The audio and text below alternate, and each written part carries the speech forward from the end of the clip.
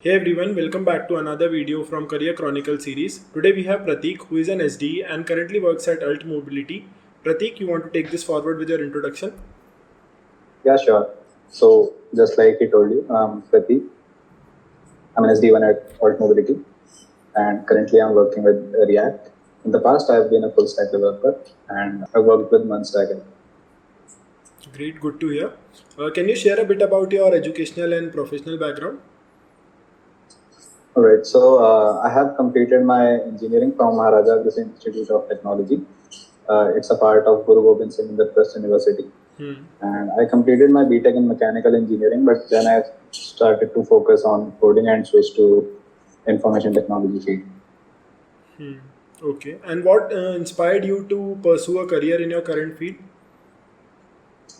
So basically, I just tried coding just out of the blue. I didn't have much idea how to do it. I started building some basic projects like Sudoku and all, and some basic games and basic to-do list and all kinds of web apps. Then it sparked my interest, and I just continued it and finally made a career in it.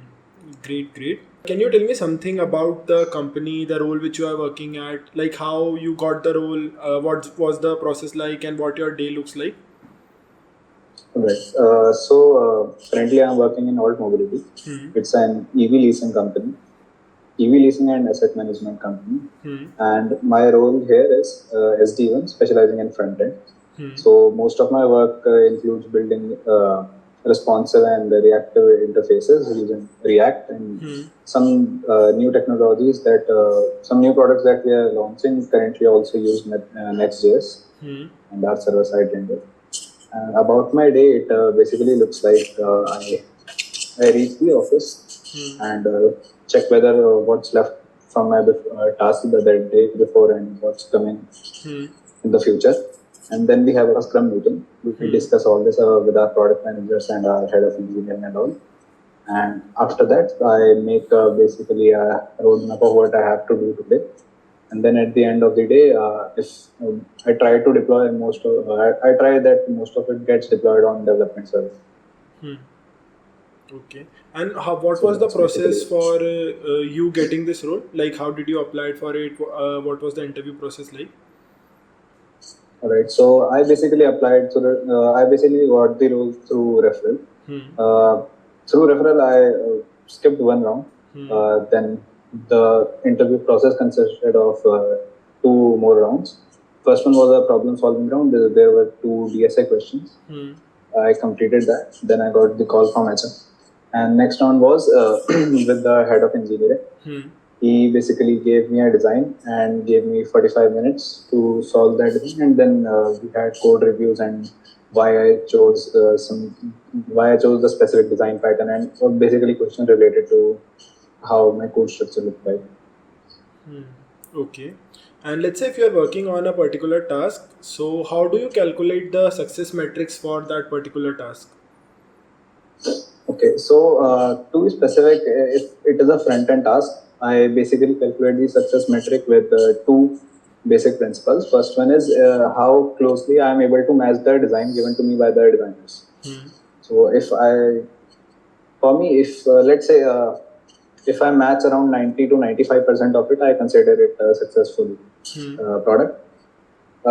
Since matching the design 100% is not really practical, there are some requirements that are not clearly defined sometimes, or there are a number of things that can be missed. So I believe that matching the design 100% is not possible. And for my second principle, it is that I basically calculate how the user experience is and how closely the requirement that I have been conveyed by the product managers is matching to what I have developed. Let's say if I'm given a task that there should be a dialog which will open when I click a button and it should close with an animation. So if I am able to complete the task like that, I consider it a successful task. And do you use any tools for your day-to-day work? Yeah, definitely. For product management and taking a note of my task, we have ClickUps. It's basically similar to Jira only. And for team coordination, we have Slack.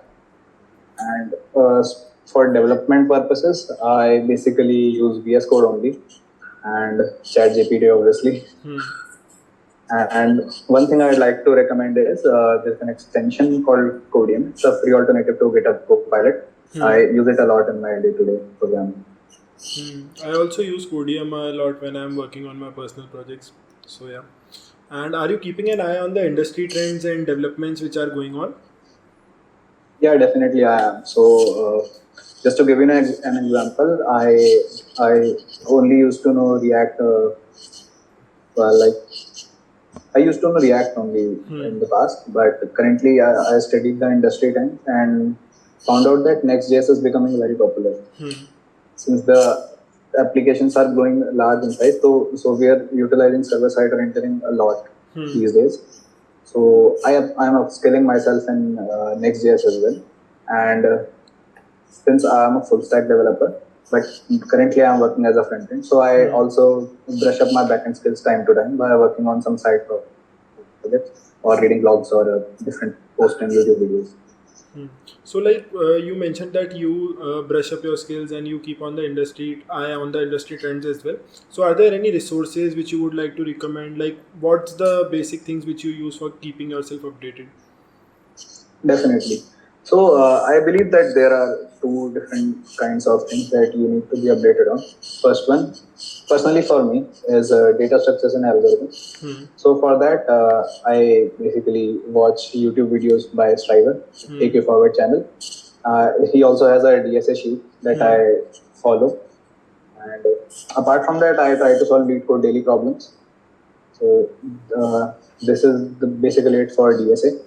And for development, I try to follow hash node blogs and different YouTube channels like first one is Hitesh Chaudhary. He has a great YouTube channel. He has a wonderful backend course. I learned most of my production level backend code from that only. And apart from them, there is Web Simplified for front-end specific things.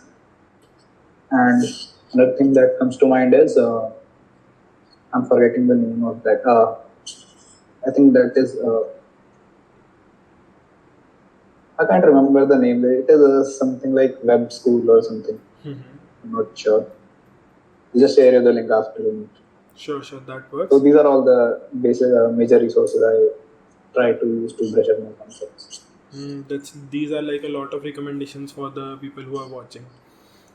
So yeah. And what's the next big thing which you want to learn or master? For me, the next big thing is definitely Next.js. I'm trying to master it as soon as I can. The concept of server-side rendering fascinates me a lot. There are also very different.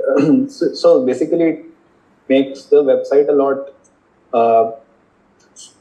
lot faster to load and improves SEO as well. So currently, in the short term, I'm focusing on that only. And apart from that, I'm trying to learn a different development language other than JavaScript. Okay. And is there any message which you want to give to the viewers, especially those who are aspiring to build a career in your industry? Yeah, definitely. If you are a beginner, I'll just suggest you to start no matter how much you know or how much you are trying to grasp the knowledge. Just start building products from the beginning. Great advice. So yeah, this was it for this particular video. I hope to see you guys soon, and I'll link Prateek's LinkedIn in the description, so you can also text him, reach out to him if you have any doubts regarding the same. So yeah, see you guys soon. Bye.